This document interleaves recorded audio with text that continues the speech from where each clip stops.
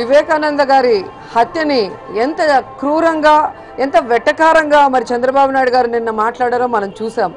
ఈరోజు 4 సార్లు ఎంపీగా 4 సార్లు ఎమ్మెల్యేగా గెలిచి ఎక్స్ మంత్రిగా ఉన్న వివేకానంద గారి మృతి పట్ల మరి చంద్రబాబు నాయుడు గారు మాట్లాడుతున్న తీరు ప్రజలు అసహించుకునే విధంగా ఉంది.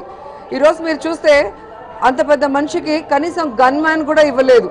అంటే ఏం సంకేతాలు ఇస్తున్నారు మీరు ప్రజలకని నేను అడుగుతున్నాను. ఈరోజు చంద్రబాబు నాయుడు ఒక ముఖ్యమైన నాయకుడు రాజశేఖర రెడ్డి గారు తమ్ముడి మీద హత్య జరిగి మరి ఆయన చనిపోతే దారుణంగా ఆయన చనిపోయినా కూడా సిబిఐ ఎంక్వైరీ అడిగితే దానికి ఆయన మాట్లాడిన తీరు ఏమైనా పొంతన ఉందా అని మేము అడుగుతున్నాం. ఈరోజు పరిటాల రవి గారు చనిపోయినప్పుడు ప్రతిపక్ష నేతగా ఉన్న చంద్రబాబు నాయుడు మాకు సిబిఐ ఎంక్వైరీ కావాలి అంటే రాజశేఖర రెడ్డి గారు దమ్మున్న మొనగాళ్ళ సిబిఐ ఎంక్వైరీ చేశాడు. అలాగే తన కొడుకు మీద జగన్మోహన్ రెడ్డి మీద నిందలు వేస్తే నా కొడుకు తప్పు చేస్తే ఉరి తీస్తానని చెప్పి నిండు సభలో చెప్పిన మనిషి అలాగే విచారణ చేయించి మరి తప్పు జరగలేదని కూడా ప్రూవ్ చేశారు. కానీ ఈరోజు వివేకానంద గారి హత్య వెనుక ఎవరున్నారో తెలుసుకోవాలి. అది ఇక్కడున్న పోలీసులు కానీ ఇంటెలిజెన్స్ కానీ మరి చంద్రబాబు నాయుడు గారికి వాచ్మెన్ లాగా పనిచేస్తున్నారు కాబట్టి నిజానిజాలు బయటకు రావు. అందుకే సిబిఐ ఎంక్వైరీ కావాలి అంటే అది ఇవ్వకుండా ఎలా తప్పించుకు తిరుగుతున్నాడో మనం చూస్తున్నాం. ఈరోజు ఎప్పుడు చూసినా ఫ్రాక్షనిస్టులు అని చెప్పి జగన్ గారిని జగన్ కుటుంబం గురించి చంద్రబాబు నాయుడు ఆయన పత్రికలు ఛానల్ చెప్పడం చాలా నీతిమాలిన రాజకీయాలు. ఎందుకంటే రాజశేఖర రెడ్డి గారి కుటుంబం మొదటి నుంచి కూడా బాధితులు. మరి రాజారెడ్డి గారు హత్య కాబడ్డారు. అలాగే జగన్ గారి మీద హత్యా ప్రయత్నం జరిగింది. వివేకానంద గారిని అత్యంత దారుణంగా చంపేశారు. రాజశేఖర రెడ్డి గారి మరణం ఇప్పటికి కూడా మిస్టరీగా ఉంది. ఆ కుటుంబం మొత్తం బాధితులుగా ఉంటూ వాళ్ళు బాధల్లో ఉంటే వాళ్ళ మీద ఇలా నిందలు వేయటం చాలా నీచాతి నీచం. ఈరోజు చంద్రబాబు నాయుడు గారిని సూటిగా అడుగుతున్నాం, నువ్వు ముఖ్యమంత్రిగా ఉన్నప్పుడే రాజారెడ్డి గారి మీద మరి హత్య చేసి మరి ఆయనను చంపిన వాళ్ళు ఈరోజు జైల్లో ఉంటే మళ్ళీ వాళ్ళని నువ్వు ముఖ్యమంత్రి అయ్యాకే విడుదల చేసావు అంటే మరి ఈ వివేకానంద రెడ్డి గారి హత్య వెనుక ఎవరున్నారనేది ఈ రాష్ట్ర ప్రజలు అర్థం చేసుకోగలరు. అలాగే జగన్మోహన్ రెడ్డి గారి మీద హత్యా ప్రయత్నం చేసినప్పుడు ఎలాగైతే లెటర్లు సృష్టించారో ఈరోజు వివేకానంద గారి హత్య వెనుక మరి లెటర్లు సృష్టించి కుటుంబ సభ్యులు కుటుంబ కలహాల వల్ల అని చెప్పి దాన్ని నీరు కార్చాలన్న ప్రయత్నం చేస్తుంటే ప్రజలు అసహించుకుంటూ ఇలాంటి హత్యా రాజకీయాలు చేసేవాడు మాకొద్దు బాబు అంటూ మరి ప్రజలు అందరూ కూడా ఏకకంఠంతో చెప్తున్నారు. ఎందుకంటే మీరు 98 నుంచి చూస్తే రాజారెడ్డి గారి హత్య కానీ ఆ తర్వాత జగన్మోహన్ రెడ్డి గారి మీద జరిగిన హత్యా ప్రయత్నం కానీ ఈరోజు వివేకానంద గారు చనిపోయారు అంటే ఈ మూడు కూడా చంద్రబాబు నాయుడు గారు ముఖ్యమంత్రిగా ఉన్నప్పుడే జరిగాయి. సో ఎవరు దీనికి బాధ్యులో ఖచ్చితంగా అర్థమవుతుంది.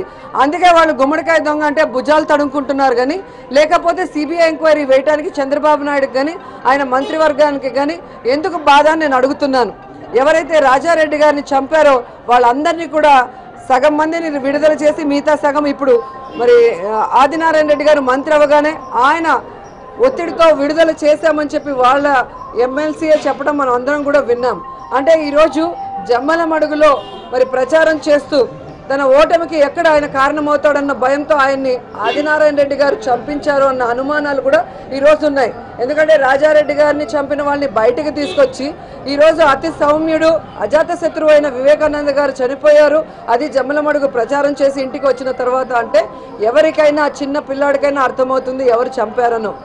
ఆ రోజు చూస్తే కిడారి సర్వేశ్వరరావు గారు చనిపోతే ఎన్ఐఏ మాకు కావాలి ఇన్వెస్టిగేషన్ అన్నారు. అదే జగన్ గారి మీద హత్యా ప్రయత్నం జరిగినప్పుడు ఎన్ఐఏకి ఇవ్వమంటే గింజుకున్నారు.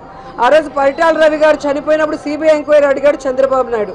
మరి ఈరోజు వివేకానంద రెడ్డి గారు 4 సార్లు ఎంపీ 4 సార్లు ఎమ్మెల్యే ఎక్స్ మంత్రిగా ఉన్న తన మీద ఇంత దారుణంగా హత్య చేస్తే ఎందుకు సిబిఐ ఎంక్వైరీ వేయట్లేదో ఈ ప్రజలకు సమాధానం చెప్పాల్సిన అవసరం ఉంది. ఈరోజు చంద్రబాబు నాయుడు మాట్లాడుతున్న మాటలు చూస్తుంటే ఆయన ఫ్రస్ట్రేషను ఆయన మానసిక స్థితి ఆయన ఓడిపోతాడన్న దానికి ప్రజలు గమనిస్తున్నారు.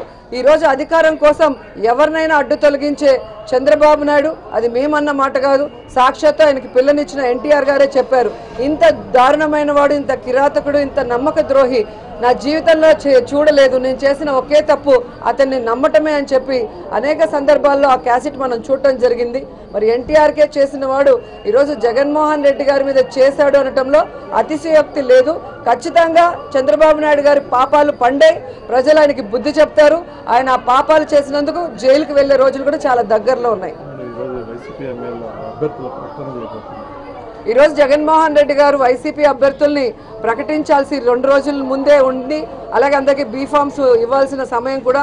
కానీ వాళ్ళ చిన్నాన్నని చంపి ఆయన్ని మానసికంగా దెబ్బతీసి ఆయన ప్రచారం కానీ లేదా క్యాండిడేట్ల అనౌన్స్మెంట్లో కానీ తత్తరపాటు పడి మరి మళ్ళీ ఆ అధికారాన్ని చేజిక్కించుకోవాలన్న ప్రయత్నం చంద్రబాబు నాయుడు చేస్తున్నాడు. కానీ భగవంతుడి ఆశీస్సులు, ప్రజల ఆశీస్సులు జగన్మోహన్ రెడ్డి గారి వెంటే ఉన్నాయి. ఈసారి చంద్రబాబు నాయుడు గారి పప్పులేం ఉడకవు. జగన్మోహన్ రెడ్డి గారు ముఖ్యమంత్రి అవుతారు. ఖచ్చితంగా ఈ రాష్ట్రానికి మంచి రోజులు వస్తాయి. ఈ రాష్ట్ర ప్రజల కష్టాలు కూడా తీరుతాయి.